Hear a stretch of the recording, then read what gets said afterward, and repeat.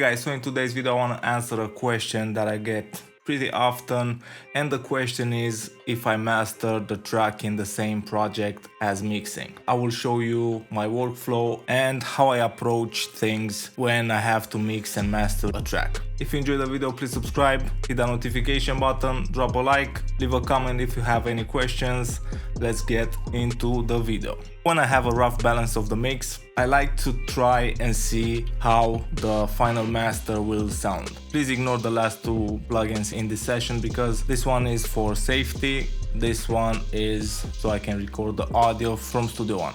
In most of my tracks, when I mix, I have Ozone 8 on the tubas. I like to do like a fast master, as you can see, something really basic, or even use the master assistant. I usually go for streaming, and that's because I want to get a feel of how the track will sound when mastered. Another reason is that when you are sending a mix to the client, the mix has to be loud. I say this from my own experience. If someone is paying you to mix a track, just put a limiter, send that over, make it louder just a bit, explain that the track is limited, or even send two versions, the limited one and the clean version without any limiting, so the client gets that hype because the track is loud, but he also can check out how the original mix sounds. I don't consider the two-bus processing mastering. It's a step to get the mix to sound better. It's not mastering in my eyes. And now I want to explain why I prefer mastering in a different project. Studio One has the project section. This is how the mastering project looks.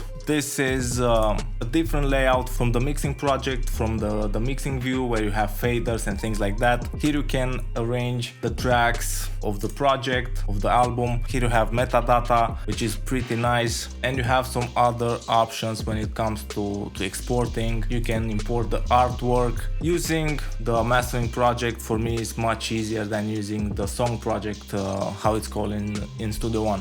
So the reason is workflow. Another reason for not mastering the track inside the mixing project is that when mastering I tend to use oversampling or plugins that requires a lot of CPU. As you can see in this small project, I don't have that many vocal tracks. My CPU, and it's not a bad CPU, it's hovering around 50%. So that's half of the CPU. If I try and master the song in this project, most of the time I will have CPU problems. If I engage Soothe, this is a pretty heavy plugin on the CPU. If you're using the oversampling, look at the CPU meter. So now I'm over 50%. If I increase the resolution, we're done. The CPU is hammered. You will start having glitches, you will start having artifacts, and you cannot focus on the master. Another reason for mastering songs in a different project is just the time spent between mixing and mastering.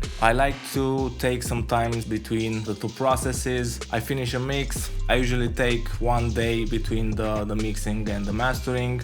I export the mix, that's the final mix. I go back and change things just if necessary. When I master a track, I don't consider that I mixed it. Mixing a track can take up to 10 hours. So if you're trying to mix and master the track, the results will not be that great. So take at least 1 day between the two processes. This is just a few of the reasons that I don't master my tracks in the same project when I mix. I hope you enjoyed the video. If you have any questions about this topic, leave a comment. Please subscribe, hit that notification button, drop a like, follow me on Instagram and follow me on Facebook.